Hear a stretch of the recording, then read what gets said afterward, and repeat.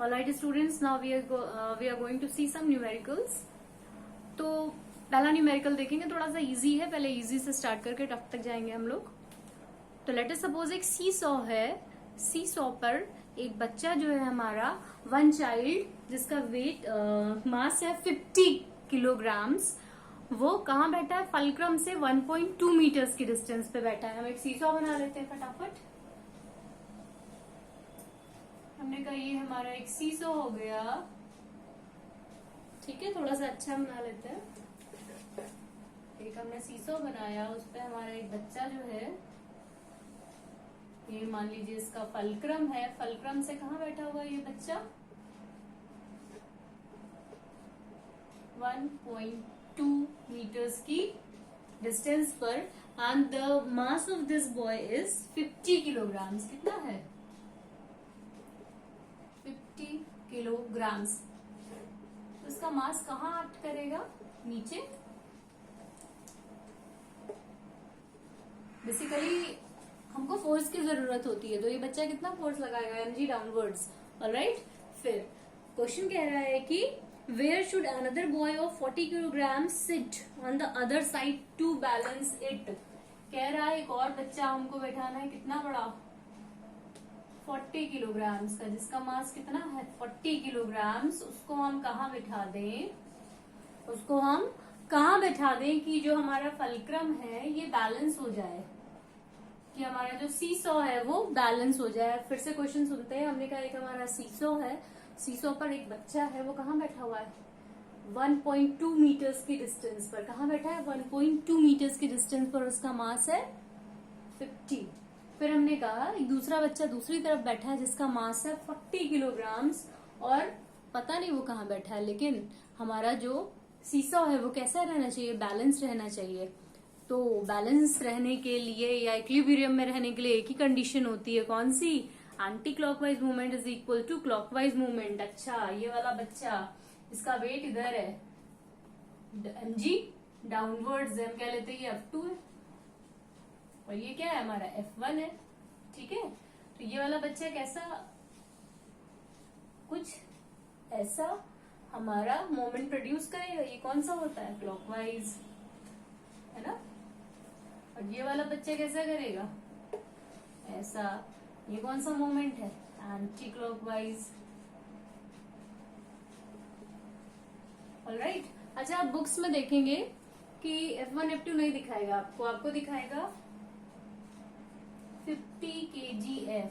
50 kgf gravitational unit होती है, जहां पे हमको मास को फोर्स के फॉर्म में लिखना kgf लिख देते हैं। kgf ग्रेविटेशनल यूनिट होती है, ठीक है। इसको 50 kgf लिख लेते हैं, कोई फर्क नहीं है। g की जगह f लिख दिया, इसका मतलब ही होता है f का कि 10 या 9.8 का मल्टीप्लाई कर दिया हमने, ठीक है। kgf ग्रेविटेशनल यूनिट होती है, लास्ट टाइम पढ़ा था हमने 9th में। यहाँ पे क्या लिख देंगे? 40 kgf, कोई फर्क नहीं, ठीक है। तो अब क्या करना है? अब प्रिंसिपल ऑफ मोमेंट्स लग जाएगा हमारा। क्या लग जाएगा? Principal of moments. हमको बताना है फलक्रम से हमारा ये जो बच्चा है 40 किलोग्राम्स वाला, ये कहाँ बैठे कि हमारा जो सीसॉ है बैलेंस रहे। तो क्या लगाएंगे? According to principle of moments.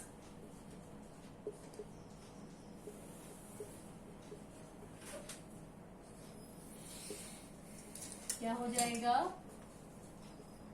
Principal of moments क्या कहता है हमारा? Clockwise movement of force is equal to anti clockwise movement. पहले इसका निकाल लेते हैं, कोई फर्क नहीं।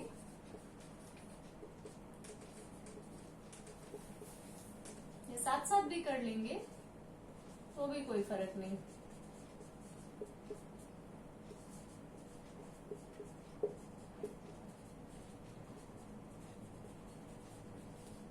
ठीक है। एंटी क्लॉकवाइज मूवमेंट कितना है इसका? F1 into D. F1 कितना है? 50 किलोग्राम फोर्स, 50 kgf लिख दो, और D की वैल्यू कितनी है? 1.2 मीटर, ठीक है। फिर क्लॉकवाइज मूवमेंट कौन सा? वो F2 दे रहा है। F2 वैल्यू कितनी है? 40 किलोग्राम फोर्स, और हमारा क्या निकालना है? आपको डिस्टेंस निकालनी है, x मान रखा है हमने, ठीक है। सॉल्व करेंगे, बहुत इजी है। तो x इक्वल्स टू क्या आ जाएगा? 50/40 मल्टीप्लाइड बाय 1.2 मल्टीप्लाइड बाय 1.2। जब इसको आप सॉल्व करेंगे तो आपको मिल जाएगा यहां से 1.5 meters. So this is the distance where our boy will sit and this seesaw will be balanced या equilibrium में हो। ध्यान से देखना इसका एक शॉर्ट ट्रिक। ये 1.2 है, ये 50 है। 50 को 1.2 से मल्टीप्लाई करो कितना आएगा? 50 को 1.2 से मल्टीप्लाई करेंगे आपका आएगा 6। कितना आएगा? 6। ठीक है, 60 आएगा। सॉरी बेटा, कितना आएगा? 60। फिर सिमिलरली अगर 40 को 1.5 से मल्टीप्लाई करोगे तो क्या आएगा? 60 आएगा। तो शॉर्ट ट्रिक है चेक करने के लिए हमारा आंसर सही आया या गलत। तुरंत देख लीजिए कि इसका मल्टीप्लिकेशन इसके बराबर आया है कि नहीं तो आंसर गलत हो जाएगा। ठीक है, तो हमारा ये वाला जो बच्चा है ये कितनी दूरी पर बैठे? ये बैठे 1.5 मीटर्स पर, तब हमारा सीसॉ जो है वो बैलेंस रहेगा। चलो ये तो हो गया। फटाफट एक और न्यूमेरिकल देख लेते हैं। अब की बार हम क्या करते हैं, 2 बच्चों को बैठा देते हैं सीसॉ पर और एक उनका टीचर। ठीक है, चलो देखते हैं। आई होप ये वाला तो क्लियर हो गया होगा आपको।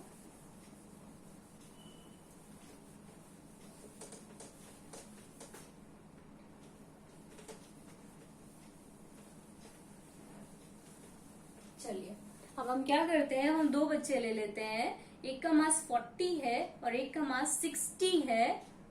ठीक है,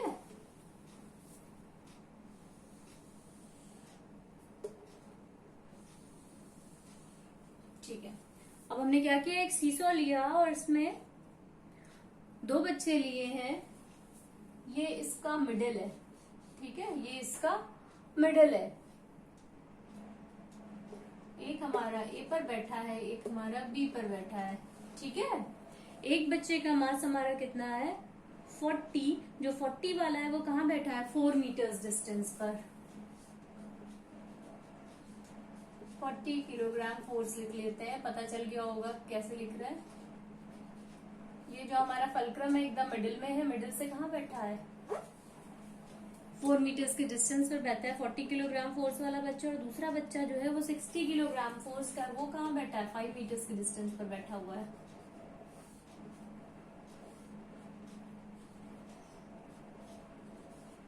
दूसरा बच्चा हमारा बैठा है कहाँ पे? 5 मीटर्स की डिस्टेंस पे। अब आगे क्या क्वेश्चन है? आगे ये कह रहा है कि उनका टीचर कहाँ बैठे, उनका टीचर कहाँ बैठे ताकि जो हमारा सीसॉ है वो बैलेंस हो जाए। और टीचर का जो मास गिवन है दैट इज द 70 किलोग्राम। अब एक उनका टीचर आ गया, टीचर को टी लिख लेते हैं। कह रहा है ये टीचर जिसका मास हमारा क्या है? 70 किलोग्राम फोर्स है, ये कहाँ पर बैठे? हमने कहा लेटर सपोज डी डिस्टेंस पर बैठे, है ना। कहाँ पर बैठे कि जो हमारा ये सीसॉ है ये बैलेंस हो जाए। अगेन हम क्या लगाने वाले हैं? फिर से हम वही लगाएंगे।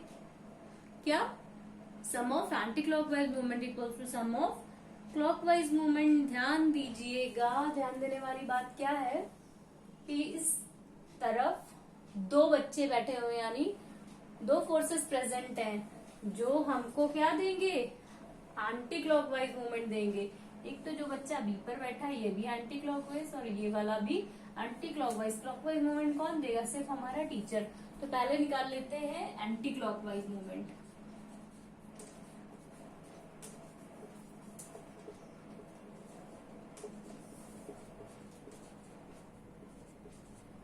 सम of anti clockwise movement.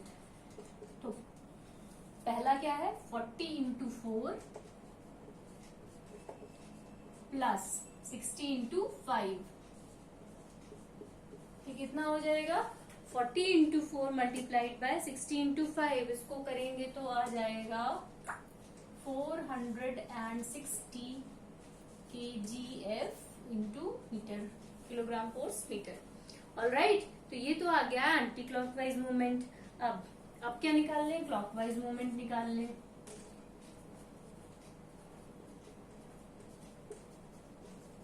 Clockwise movement कौन देगा? क्लॉकवाइज मूवमेंट बिल्कुल हमारा सिर्फ ये वाला फोर्स देगा, यही तो उसको क्लॉकवाइज रोटेट करवा रहा है ना, ये तो एंटी क्लॉकवाइज मूवमेंट रोटेट करवा रहे थे। तो 70 kgf into D multiplied by D. अब क्या करें? अब प्रिंसिपल ऑफ मोमेंट लगाएंगे। प्रिंसिपल ऑफ मोमेंट क्या कहता है कि anti clockwise equals to clockwise. Now लिख नहीं रहे हैं, डायरेक्ट लगा दे रहे हैं। आपका प्रिंसिपल ऑफ मोमेंट के अकॉर्डिंग एंटी क्लॉकवाइज मोमेंट जितना भी होता है हमारा, किसके बराबर होता है? क्लॉकवाइज मोमेंट के, ठीक है, मल्टी। तो ये d कितना आ जाएगा? d equals to 460 divided by 70, ये कैंसिल, तो कितना आ गया? इतने मीटर्स। सॉल्व कर लेंगे, पॉइंट्स में आएगा, ऐसे भी छोड़ देंगे, कोई प्रॉब्लम नहीं। So this is your answer. इतनी डिस्टेंस पर अगर हमारा टीचर बैठेगा, 6 पॉइंट समथिंग आएगा, इसको सॉल्व करेंगे आप, 6 पॉइंट समथिंग, ठीक है। इतनी डिस्टेंस पे अगर हमारा टीचर बैठेगा तो ये दो बच्चे बैलेंस हो जाएंगे, जिसका वेट 70 किलोग्राम्स है, ठीक है। 70 किलोग्राम फोर्स के अगर टीचर इतनी डिस्टेंस पर बैठेगा तो ये दो बच्चों को सीसॉ पर वो बैलेंस कर देगा। Students, now we are going to take another example. अब हम बात करेंगे यूनिफॉर्म मीटर रूल की। यूनिफॉर्म मीटर रूल क्या होता है? जैसे ये मेरा स्केल है, you all can see this scale. तो लेट अस सपोज ये 1 मीटर का है, तो इसको हम क्या कहेंगे? Uniform metre rule. आपके एग्जाम्स में बहुत आएगा uniform metre rule, uniform ruler, ठीक है। तो आपको पता चल जाना चाहिए यूनिफॉर्म मीटर रूल का क्या मतलब होता है कि उसकी लेंथ कितनी है? 1 मीटर। 1 मीटर और 100 सेंटीमीटर्स। तो ये अगर आपका 0 होगा, 1 2, तो ये आपका यहाँ पे 100 सेंटीमीटर्स, ठीक है। इसका मिड में कहीं कितना होगा? 50 सेंटीमीटर होगा। क्या होगा? 50 सेंटीमीटर। और यूनिफॉर्म मीटर रूल का जो पूरा का पूरा वेट होता है वो उसके सेंटर पर होता है। इसका वेट कहाँ पर होगा? इसके सेंटर पर होगा, ठीक है। जो यूनिफॉर्म मीटर रूल का वेट होता है वो इसके सेंटर पर होता है। तो यूनिफॉर्म मीटर रूल का जो वेट होता है that lies on the centre. कभी भी कहा जाए that we are having a uniform metre rule of 2 kilograms, तो 2 किलोग्राम्स उसका कहाँ एक्ट कर रहा होगा? एग्जैक्टली 50 सेंटीमीटर्स पर, उसके सेंटर पर। तो इसी पर बेस्ड हमारा नेक्स्ट क्वेश्चन है, फटाफट देख लेते हैं। जो हमारा नेक्स्ट क्वेश्चन है, कह रहा है that we are having an uniform metre rule and उसका फलक्रम कहाँ है? 60 सेंटीमीटर। अच्छा, एक बात ध्यान रखिएगा, यूनिफॉर्म मीटर रूल का सेंटर जरूर 50 होता है, पर इसका मतलब ये नहीं है कि उसका फलक्रम 50 पर ही हो। नहीं भाई, अभी देखो, जैसे हमने कहा हमारे पास एक यूनिफॉर्म मीटर रूल है जिसका फलक्रम कहाँ है? 60 सेंटीमीटर पर। कहाँ पे है? 60 सेंटीमीटर पर। हमने कहा ये 0 है, ये 100 सेंटीमीटर है और ये हमारा 60 सेंटीमीटर हुआ। तो ये यहाँ पर सपोर्टेड है, इसका पाइवट पॉइंट कहाँ पर है? 60 सेंटीमीटर पर है। देन ऑलराइट स्टूडेंट्स, तो व्हाट आई वाज सेइंग, हमने कहा था एक हमारे पास यूनिफॉर्म मीटर रूल है जो 60 सेंटीमीटर पर रेस्ट करता है। रेस्ट करने का क्या मतलब है? हॉरिजेंटल रहता है, लेकिन वो कब हॉरिजेंटल रहता है? 60 सेंटीमीटर पर। अगर आप ध्यान दें, मैंने कहा कि ये हमारे पास यूनिफॉर्म मीटर रूल है, तो ये कहाँ पे एकदम बैलेंस होगा? इसके सेंटर पर। मैं कहूँ कि इसको यहाँ बैलेंस कर दूं, बिल्कुल नहीं होगा। यहाँ बैलेंस कर रही हूँ, इसका मतलब इस साइड मैंने कुछ मास इसमें लगा रखा होगा। बिल्कुल क्वेश्चन में भी आपके कहा है कि हमने एक इस तरफ कितना मास लगा रखा है? 10 ग्राम्स का मास लगा रखा है। जब हम एक 10 ग्राम्स का मास इस तरफ लगा देते हैं, दैट टाइम ये कहाँ पे हमारा हॉरिजेंटल हो जाता है? 60 सेंटीमीटर पर। ध्यान दीजिएगा, अभी अभी आपको बताया था कि यूनिफॉर्म मीटर रूल का जो वेट होता है वो कहाँ एक्ट करता है? 50 सेंटीमीटर पर। इसका वेट कहाँ एक्ट करेगा? 50 सेंटीमीटर पर ही एक्ट करेगा, because it is your uniform metre rule. तो पहला क्वेश्चन आता है कि इसका डायग्राम बनाइए। बना दिया, बिल्कुल ऐसे ही बनेगा एग्जाम्स में भी आपके लिए। फिर जो दूसरा पार्ट है आपका, ये जो 10 ग्राम्स है, ये बिल्कुल कॉर्नर पे लगा लेते हैं, ठीक है। ये सेंटीमीटर में, ये ग्राम में काम चल जाएगा, कोई प्रॉब्लम नहीं है, ठीक है। बस जब हमको इसको फोर्स के फॉर्म में लिखना होगा, इसको W1 मानते हैं, इसको W2, तो क्या लिखेंगे? 10 ग्राम फोर्स, क्योंकि लिखते फोर्स ही है, मास नहीं लिखते हैं कभी भी, सबको पता है। F into D फॉर्मूला होता है, फिर जो दूसरा पार्ट है, दूसरे पार्ट में कह रहा है कि what is the mass of the scale, mass की वैल्यू बतानी है। ठीक है, तो हमको पता है, क्या पता है, एंटी क्लॉकवाइज मूवमेंट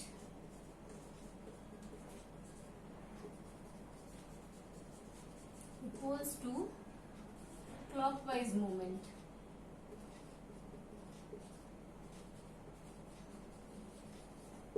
अच्छा, इसकी डिस्टेंस कितनी है हमारी 10, और ये कितनी डिस्टेंस है 40, 100 माइनस 60 कितनी हो गई 40 सेंटीमीटर। ठीक है, तो एंटी क्लॉकवाइज ये W1 हमारा एंटी क्लॉकवाइज मूवमेंट प्रोड्यूस करवाएगा और W2 हमारा क्लॉकवाइज। W1 मल्टीप्लाइड बाई 10 बराबर क्लॉकवाइज मूवमेंट कितना हो गया 40 इंटू 10। ऑलराइट, 10 ग्राम फोर्स यहाँ लिखेंगे। यहाँ पे W1 की क्या जगह क्या लिख सकते हैं mgf। ठीक है, mgf, ये gf फिर से लिख लेते हैं ऐसे। ठीक है, gf और gf कैंसिल हो चुके हैं हमारे, 10 से 10 cancel.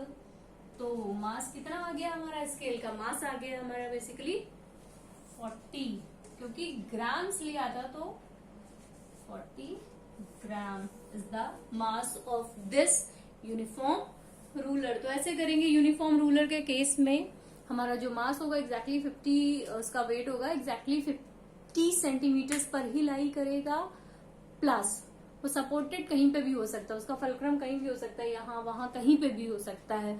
Alright students, alright students, let us take another example based on the uniform metre rule. अब क्या है, हमने एक और यूनिफॉर्म मीटर रूल लिया है। यूनिफॉर्म मीटर रूल है, दैट मीन्स 100 सेंटीमीटर्स का होना चाहिए।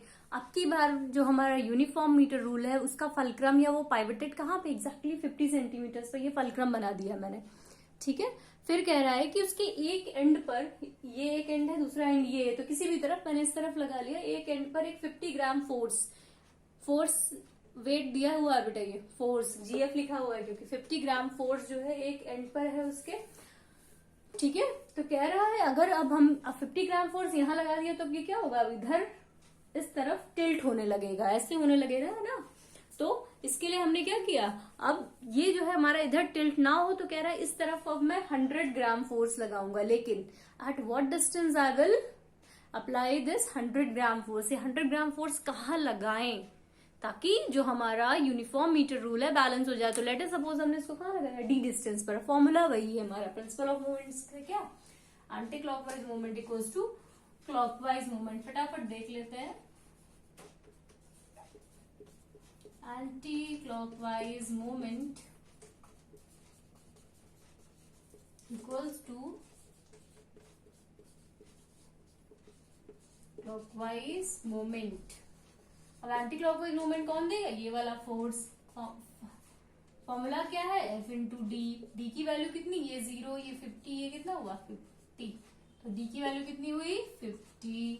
क्लॉकवाइज मूवमेंट कौन सा देगा, ये वाला फोर्स, और डिस्टेंस कितनी फाइंड आउट करनी है। ठीक है, ये गए यहां से 50 2 जा, तो डी इक्वल्स टू कितना आया 50/2, दैट मीन्स 25 सेंटीमीटर्स। इसका मतलब क्या हुआ कि हम अपने 100 ग्राम फोर्स को कहाँ रख दें, यहां से 25 सेंटीमीटर्स पर रख दें। यहां से 25 सेंटीमीटर क्या होता है 75 सेंटीमीटर्स पर रख दें। अगर 75 सेंटीमीटर मार्क पर नहीं समझ आता तो लिख दीजिए कि फलक्रम से अगर 25 मीटर्स की डिस्टेंस पर रख देते हैं हम अपना 100 ग्राम फोर्स, तो this uniform meter rule will be in equilibrium, and this is our answer. I hope today you all have understood all these numericals.